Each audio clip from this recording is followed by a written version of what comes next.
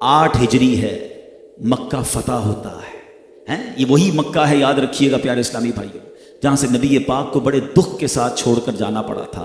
53 years میرے آقا نے وہاں گزارے تھے۔ میرے آقا کی پیدائش وہاں ہوئی، نبی پاک کا بچپن وہاں گزرا، جوانی کے ایام وہاں گزرے، میرے آقا نے کاروبار وہاں کیا، نبی پاک کا پہلا نکاح وہیں پر ہوا۔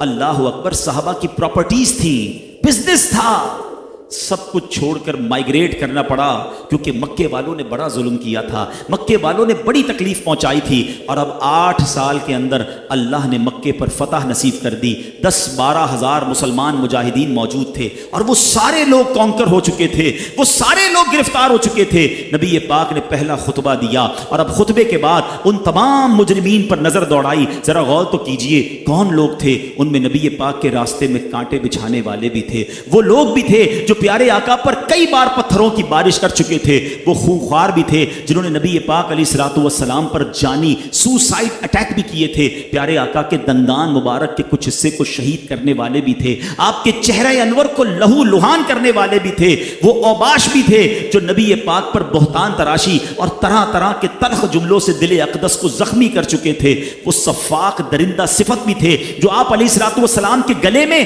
چادر کا پھندا ڈال کر آپ کا گلا گھونٹ چکے تھے۔ جی ہاں، وہ بھی تھے کہ جن کے اندر جو پیاس تھی نا، خون کی پیاس، وہ نبی پاک کے مبارک خون کے بغیر بجھ نہ سکتی تھی، ایسے جانی دشمن بھی تھے۔ ہاں، یہ وہ بھی تھے جنہوں نے سیدنا حمزہ رضی اللہ تعالیٰ عنہ، نبی پاک کے پیارے چچا جان کی ناک کان کاٹنے والے، ان کی آنکھیں پھوڑنے والے، ان کے جگر کو چبانے والے بھی ستمگار موجود تھے۔ حضرت صہیب، حضرت عمار، حضرت خباب، حضرت خبیب، حضرت زید بن دحینہ رضی اللہ تعالیٰ عنہ وغیرہ کو رسیوں میں باندھ کر مار مار کر جلتی ہوئی ریتوں پر لٹانے والے موجود تھے، چٹائیوں میں ڈال کر اور دھونی دے کر بے ہوش کرنے والے لوگ موجود تھے، سینکڑوں بار گلا گھونٹنے والے لوگ موجود تھے، یہ سارے موجود تھے۔ اور اب نبی پاک انہیں دیکھ رہے ہیں، وہ سب سوچ رہے ہیں آج مارے گئے، آج تو بوٹی بوٹی کر دی جائے گی، آج ہم بچنے والے نہیں ہیں۔ پیارے آقا نے فرمایا بتاؤ تم کیا چاہتے ہو، میں تمہارے بارے میں کیا فیصلہ کروں؟ وہ بہت ڈر گئے، وہ لرز گئے، مگر بڑی للچائی ہوئی،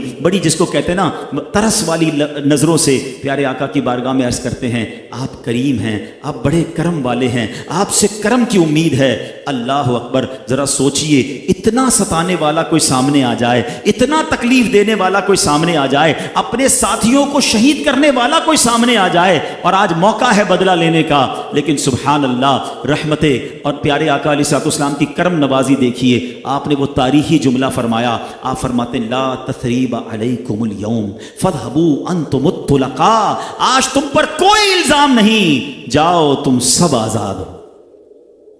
اچھا، یہاں بڑے مورخین نے بڑی پیاری بات لکھی، یہاں تک تو کئیوں نے واقعہ سنا کہ فتح مکہ میں نبی پاک نے عام معافی کا اعلان کیا، اس کے کانسیکوینسز کیا ہوئے، اس کے ریزلٹس کیا ہے؟ آپ کو پتا ہے اس کے بعد ہوا کیا؟ کہ رائٹ آفٹر دس اناؤنسمنٹ ہزاروں سرداران قریش موجود تھے اور نوجوانان قریش موجود تھے، بلند آواز سے کلمہ پڑھ کر مسلمان ہو گئے۔ اچھا، نبی پاک ان سب کے گلے اڑوا دیتے، ان سب کو کاٹ دیا جاتا، رزلٹ کیا آتا؟ ان کے بچے دشمن بنتے، یہ جنگیں باقی رہتی، یہ لڑائی جاری رہتی۔ میرے آقا نے معاف کیا، وہ سارے مسلمان ہو گئے، اکثر ان میں صحابہ بن گئے۔ اچھا، اب اس کی ایک اور بہت خوبصورت توجہ دیکھیے گا۔ فتح مکہ ہوا 8 ہجری میں، ٹھیک ہے؟ مسلمان کتنے تھے؟ 10,000 کا لشکر لے کر نبی پاک مدینے سے مکہ پاک آئے تھے، ٹھیک ہے؟ یعنی اٹ مینز اس وقت 10,000 مسلمان تھے، ٹھیک ہے؟ کچھ ہزار مدینے شریف میں خواتین ہوں گی، مگر 10 ہجری میں رائٹ آفٹر 2 ایئرز نبی پاک حج فرماتے ہیں، حجۃ الوداع کا خطبہ دیتے ہیں عرفات کے میدان میں۔ اب کتنے مسلمان ہیں میدان عرفات میں؟ 1,24,000 صحابہ کرام موجود ہیں۔ Look at the take off right after that forgiveness, اس معافی کے بعد جو اسلام کو عروج ملا کہ اگلے 2 سالوں میں نبی پاک کی پچھلی ساری زندگی کو کیلکولیٹ کر لیں، 40 سال کی عمر سے میرے آقا اسلام کی دعوت دے رہے ہیں، 8 ہجری تک 10,000 مسلمان ہیں، کیلکولیٹ تو کیجئے کتنے سال ہو گئے؟ 13 مکی سال، 8 مدنی سال، 21 ایئرز میں تقریباً 10,000 مسلمان ہیں، ٹھیک ہے؟ ہم 20,000 مان لیتے ہیں، اتنی خواتین مدینے میں ہوں گی، مگر اب اگلے 2 سالوں کے اندر جب نبی پاک خطبہ حجۃ الوداع دیتے ہیں 1,24,000 صحابہ ہیں. اس کے بعد اسلام کو عروج ہی ملتا چلا گیا.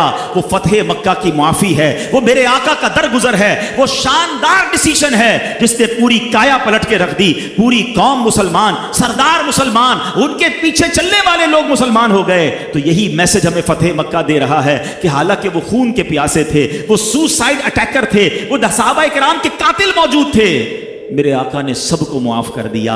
اللہ اکبر. یہ ہے نبی پاک کے اخلاق کریمہ, یہ ہے اسلام کی تعلیمات.